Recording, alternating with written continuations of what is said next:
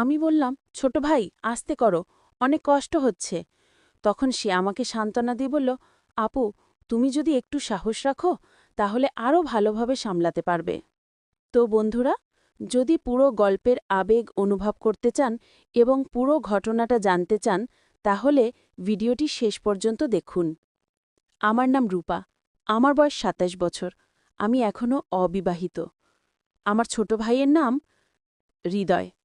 হৃদয় ছোটবেলা থেকে অনেক দুষ্টু, কিন্তু এখন সে অনেক বড় হয়ে গেছে। সে এখন ক্লাস 9-এ পড়াশোনা করছে। আমি ভেবেছিলাম সে হয়তো বড় হবার পর দুষ্টামি ছাড়বে, কিন্তু সে শুধু দুষ্টুমি নয়, দুষ্টুমির থেকেও বড় কিছু শিখেছে। একদিন দুপুরবেলা আমি গোসল করছিলাম। ভুলবশত দরজাটা বন্ধ করতে ভুলে গিয়েছিলাম। তখন বাসায় তেমন কেউ ছিল না। আমাদের বাসায় আমার মা, বাবা, আমার ছোট ভাই এবং আমি। আমরা 4 জন ছাড়া আর কেউ থাকে না। সেই দিন আমি গোসল করছিলাম তখন পুরো বাসায় শুধু মা ছিলেন, বাবা অফিসে গিয়েছিলেন, আর হৃদয় বাইরে খেলতে গিয়েছিল। সেই দিনটি ছিল শুক্রবার। আমি গোসল করছিলাম আর মনেও ছিল পুরো বাসা একদম নিভৃতে। হঠাৎ আমার চোখ পড়ল জানালার দিকে, যেখানে সূর্যের আলো আস্তে আস্তে ছাদে পড়ছিল। তখন বুঝতে পারলাম এমন শান্ত মুহূর্তগুলো খুবই দামি। আমিও একটু ধীরে ধীরে কাজ শেষ করতে লাগলাম। মনে মনে ভাবছিলাম এই ছোট ছোট দিনগুলোই জীবনের সুন্দর মুহূর্ত। আমি শান্তভাবে গোসল করছিলাম, ঠিক তখনই ছোট ভাই হৃদয় গোসল ঘরে প্রবেশ করল। সে আমাকে দেখে কিছুক্ষণ থেমে রইল, চোখ বড় হয়ে তাকিয়ে রইল। মনে হচ্ছিল সে কিছু ভাবছে। আমি তখন পুরোপুরি ভেজা শরীরে ছিলাম। তখন প্রচুর শীতের দিন। আমি শীতে কাঁপছিলাম ভেজা শরীরে। সে চুপচাপ দাঁড়িয়ে শুধু আমার দিকে তাকিয়ে আছে। আমি ঠিক বুঝতে পারছি না কেন এমনভাবে তাকিয়ে আছে।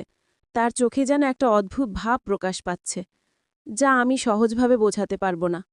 এভাবে কখনই সে আমার দিকে তাকায়নি। আমি নিজেও অবাক, বুঝতে পারছি না হঠাৎ কেন সে এমনভাবে আচরণ করছে এবং তার উদ্দেশ্য কি।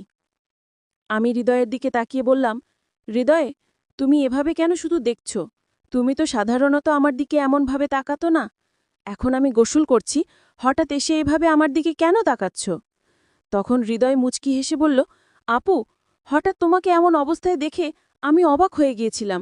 আমি কখনো এমনভাবে তোমাকে দেখিনি, এই জন্যেই আমি কিছুক্ষণ চুপ হয়ে গিয়েছিলাম। হৃদয়ের চোখে তখনও এক অদ্ভুত ঝিলিক। মনে হচ্ছিল সে যেন ভেতরে ভেতরে কোনো রহস্য লুকিয়ে রাখছে। আমি কাঁপতে কাঁপতে জিজ্ঞেস করলাম, কি ব্যাপার? এমন কি হলো যে তুমি হঠাৎ এত চুপ হয়ে গেলে? সে মৃদু হাসি দিয়ে উত্তর দিল, না আপু, এখনই বলার সময় হয়নি। একদিন সবকিছু।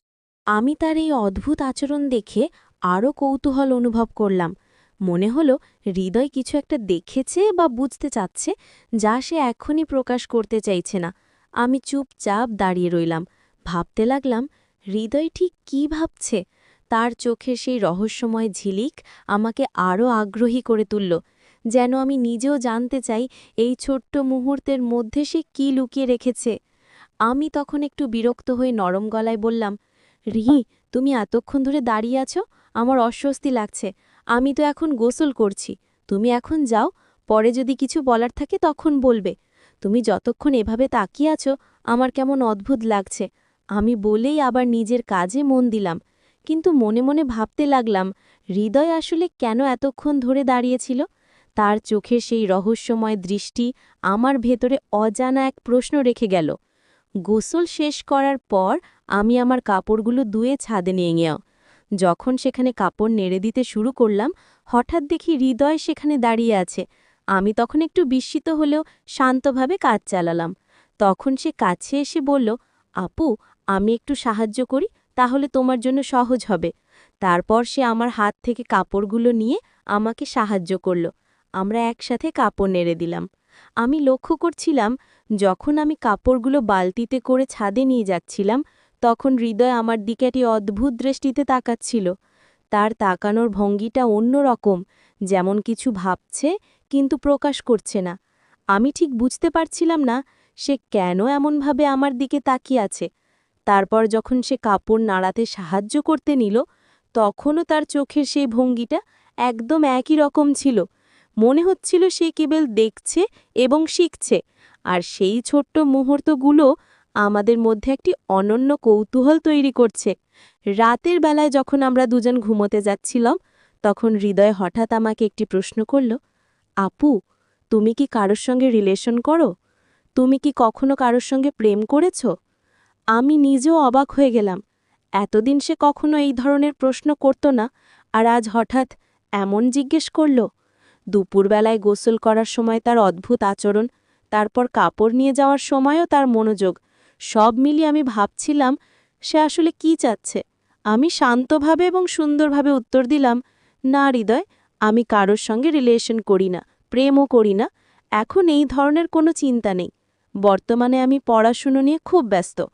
তো বন্ধুরা, রাতের বেলায় আমরা দুজন আলাদা পাশে ঘুমানোর জন্য প্রস্তুত হলাম। আমি পাশে মোবাইলে ব্যস্ত ছিলাম, আর হৃদয় পাশেই শুয়ে নীরবভাবে ছিল।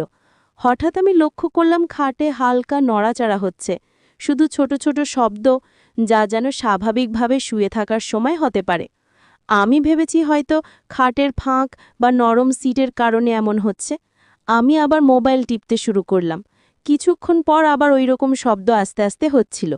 আমি তখন হৃদয়ের দিকে ঘুরে দেখলাম যে আসলেই সে হাত নাড়াচ্ছে নাকি অন্য কোনো কিছুর শব্দ হচ্ছে। হৃদয় উঠে দাঁড়ালো এবং শান্তভাবে বলল, আপু, আমি বাইরে যাব। কিছুক্ষণ পর আমি ভাবলাম আমার তো টয়লেটে যেতে হবে ঘুমানোর আগে। তো তখন আমি ভাবলাম যে হৃদয় গেছে, আমিও এখন টয়লেট থেকে ঘুরে আসি।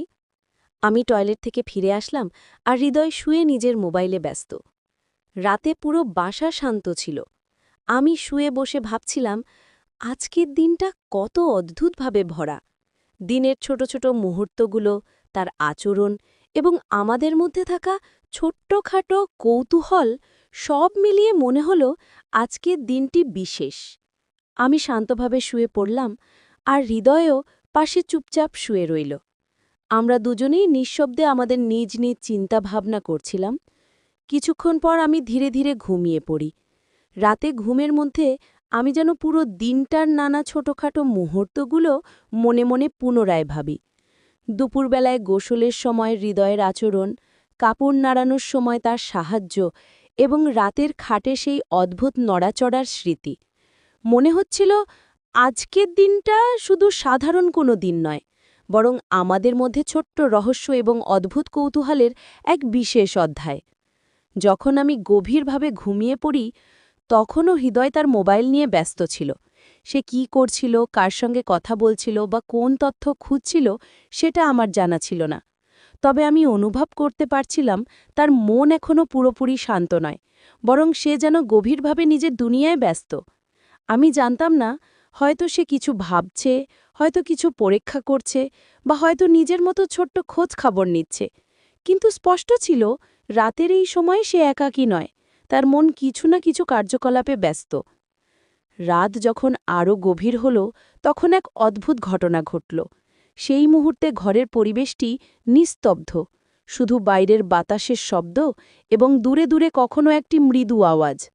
সেই আওয়াজের সঙ্গে হৃদয়ের মৃদু হালকা নড়াচড়া, যা আমি আগে খেয়াল করিনি। আমার ঘুমের মধ্যে এক অদ্ভুত শিহরণ জাগালো। মনে হচ্ছিল আজকের দিনটার সমস্ত রহস্য এবং কৌতূহল যেন এক মুহূর্তে ঘরের চারপাশে ঘনীভূত হয়ে গেছে। আমি তখন বুঝতে পারছিলাম না ঠিক কী ঘটতে যাচ্ছে, তবে এক অদ্ভুত উৎকণ্ঠা এবং কৌতূহল অনুভূত হচ্ছিল, যা রাতের নিঃশব্দতায় আরও ভয়াল এবং রহস্যময় হয়ে উঠছিল। রাত যখন গভীর হয়ে গেল, তখন ঘরের নিঃশব্দতা আরও গা ছমছমে হয়ে উঠল। আমি ঘুমের মধ্যে হঠাৎ কিছু অদ্ভুত অনুভব করলাম। হৃদয়ের দিকে নজর রাখতেই দেখলাম সে এখনও মোবাইল টিপছে, কিন্তু তার চোখে এক অদ্ভুত ঝিলিক, যেন কোনো রহস্য জানে যা আমাকে এখনও জানাতে চায় না। সে হালকা নড়াচড়া করছে, যেন ঘরে কেউ আছে, অথচ ঘর পুরোপুরি খালি। আমি স্বপ্নের মতো অর্ধচেতন অবস্থায় শুধু তাকিয়ে রইলাম, আর মনের মধ্যে অজানা একটি উৎকণ্ঠা জন্ম নিল। হঠাৎ মনে হলো ঘরের বাতাস বদলে যাচ্ছে। প্রতিটি শব্দ, প্রতিটি নড়াচড়া যেন স্বাভাবিক নয়, বরং কিছু না কিছু ঘটতে চলেছে। এক ধরনের অদ্ভুত শক্তি ঘরে প্রবেশ করেছে।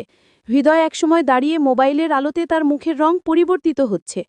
তার চোখের দৃষ্টিটা এত গভীর যে আমি এক মুহূর্তের জন্য বুঝতে পারলাম না সে কি ভাবছে, ভয়ের না কৌতূহলের, আনন্দের না রহস্যের।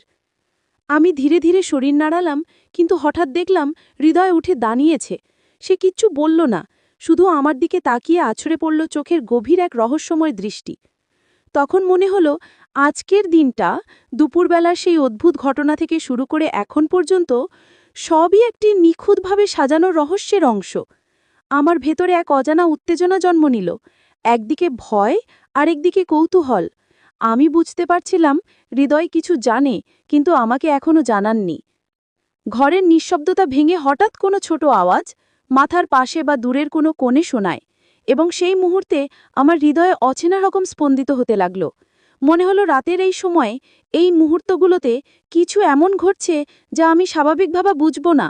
ঘুম আর জাগরণ, বাস্তব আর কল্পনার সীমানা যেন মিলেমিশে গেছে। পরের রাত এলো, এবং ঘরের নিঃশব্দতা যেন আরও গভীর হয়ে গেছে। দিনের আলো তখন দূরে, আর ঘরের কোণগুলো ছায়ার খেলায় ঢেকে গেছে। আমি শুয়েছিলাম, কিন্তু মন ভীষণ অস্থির। হৃদয় পাশেই শুয়েছিল।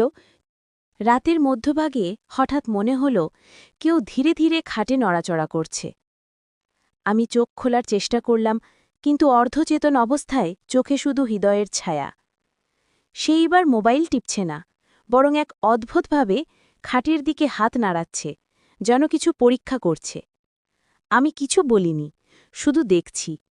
হৃদয়ের চোখে রহস্যময় এক অদ্ভুত জলজলে আলো, যা আমাকে ভেতরের গভীর কৌতূহলে ঠেলে দেয়। হঠাৎ তার দৃষ্টি আমার দিকে এসে স্থির হল। মনে হলো সে শুধু তাকাচ্ছে না, সে আমার প্রতিক্রিয়া পড়ছে, আমার অনুভূতি বিশ্লেষণ করছে। রাতের নীরবতা যেন আমাদের চারপাশে ঘন কালো ক্যানভাস হয়ে গেছে। আমি শ্বাস নিলাম, আর হৃদয়ের নিঃশব্দ উপস্থিতি আমার কল্পনাকে আরও উস্কে দিল। কিছুক্ষণ পর সে হঠাৎ উঠে দাঁড়াল।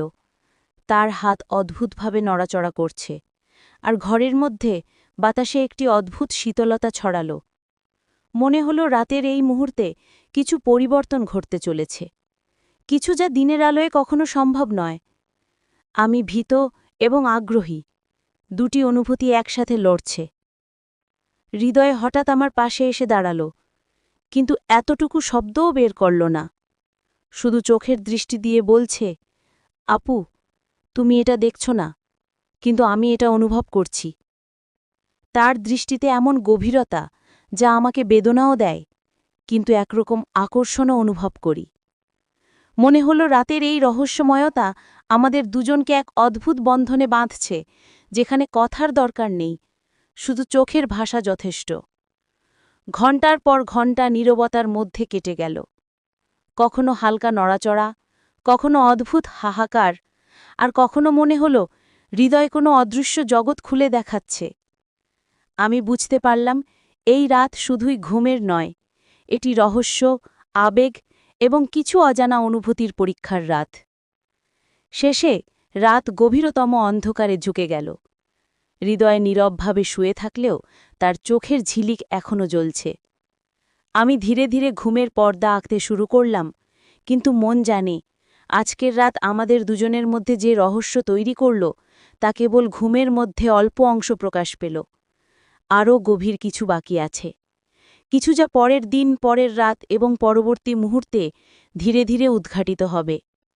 তো বন্ধুরা, গল্পটি এখানেই শেষ নয়, এরপরে আরও অনেক কিছু ঘটেছে। সেটা আপনাদের দ্বিতীয় পর্বে বলবো। যদি আপনারা দ্বিতীয় পর্ব পেতে চান, অবশ্যই এই চ্যানেলটি সাবস্ক্রাইব করে পাশে থাকা অল নোটিফিকেশন অন করে রাখবেন। তার আগে থেকে যারা সাবস্ক্রাইব করে রেখেছেন, আপনাদেরকে জানাচ্ছি অসংখ্য ধন্যবাদ।